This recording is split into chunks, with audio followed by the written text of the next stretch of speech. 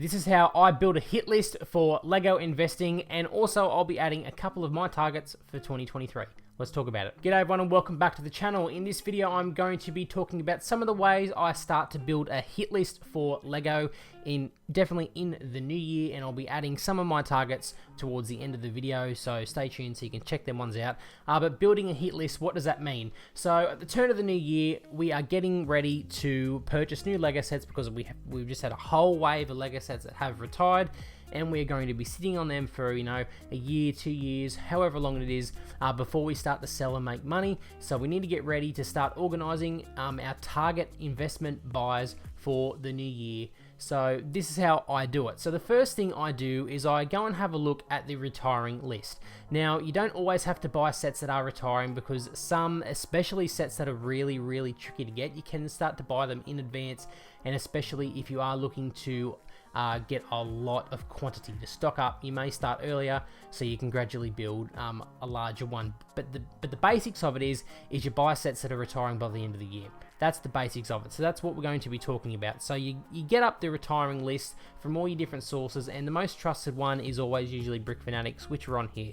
And as you can see, they did release their every LEGO set retiring in 2023 January updates. This only came out a few days ago. And the first thing I do is I go through the different themes. Now, they do set up themes, which is which is really, really helpful.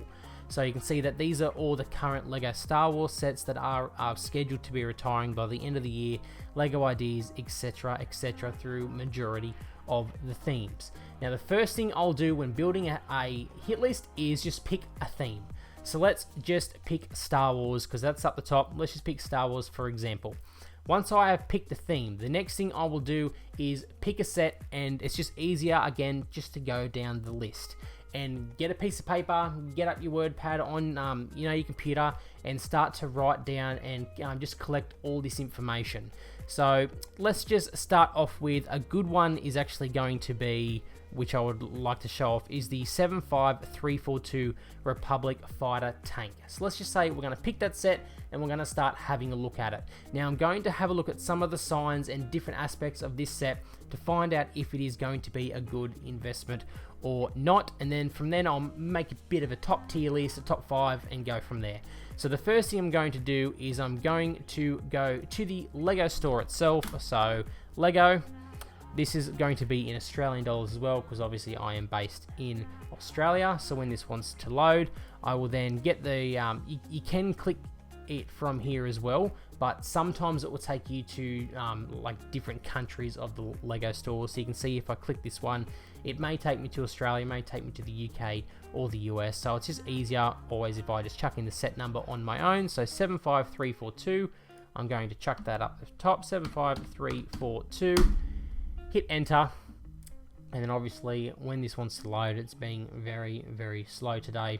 We'll have it up here, the Republic Fighter Tank. From here, I'll have a look at the, obviously I'll write down the retail price, I'll write down the set number, how many pieces it does have, and how many minifigures are in the set. From there, you then can calculate, the price per piece and all that kind of stuff. And then after I have done that, I'm going to have a look at the minifigures. And the best way to do that is through Bricklink. So again, we're going to chuck in the set number in Bricklink, click the set, and it will bring up then all the details of the set. It will bring up all the individual parts, all the individual figures, and it will give you a rough idea of how much the set is selling for and how many have sold for on Bricklink in the last 6 months.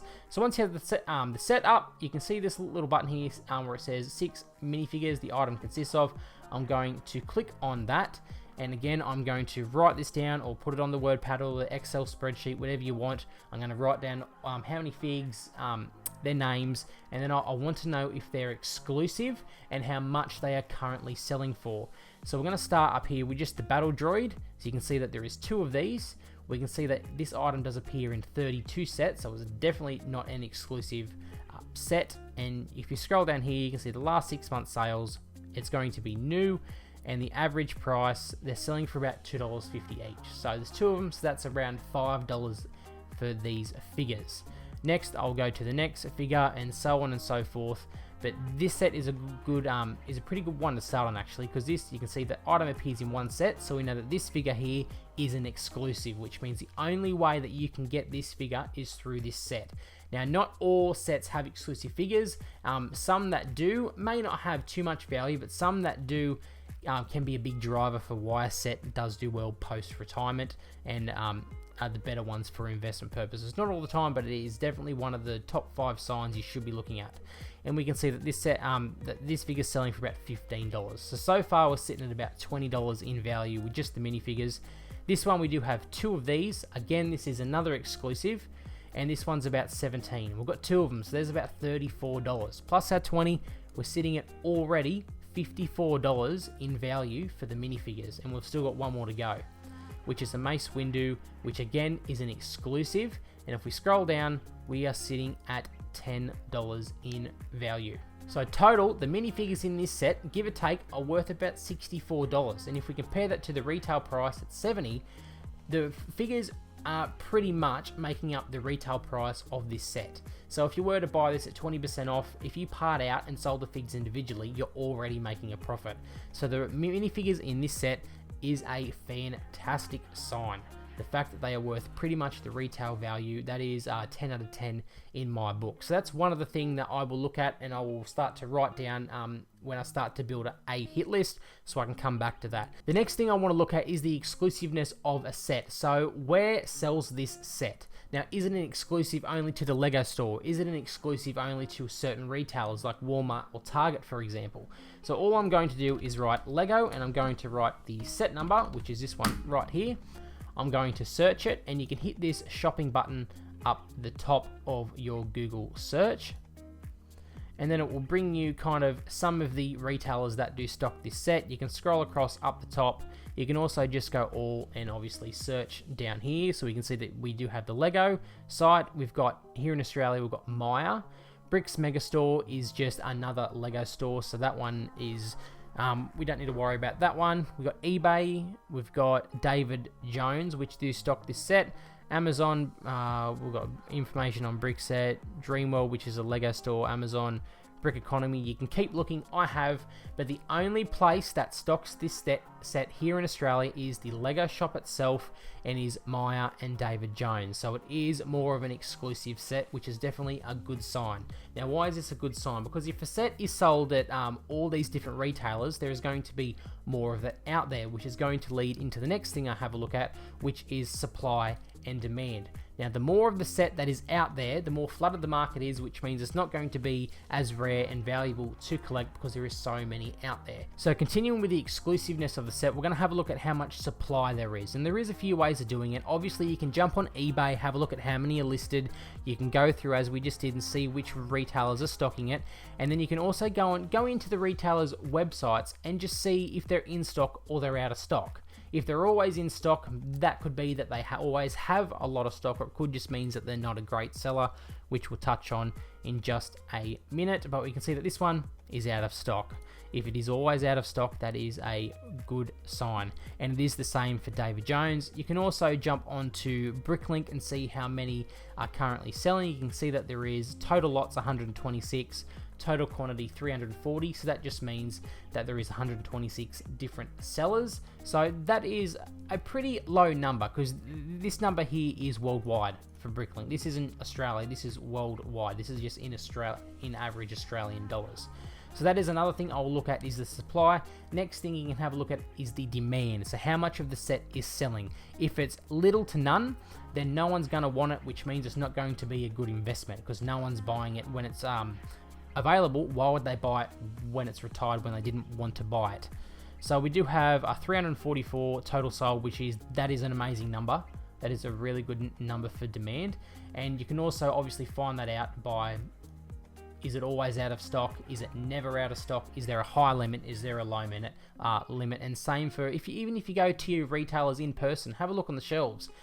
Do they stock it? Is it usually out of stock? Is the shelf empty? And just stuff like that. You want to take note of all that information and write it all down, because the more it is out of stock, the more tricky it can be, which sometimes can mean that the less of it is out there. Take the classic Batmobile, for example.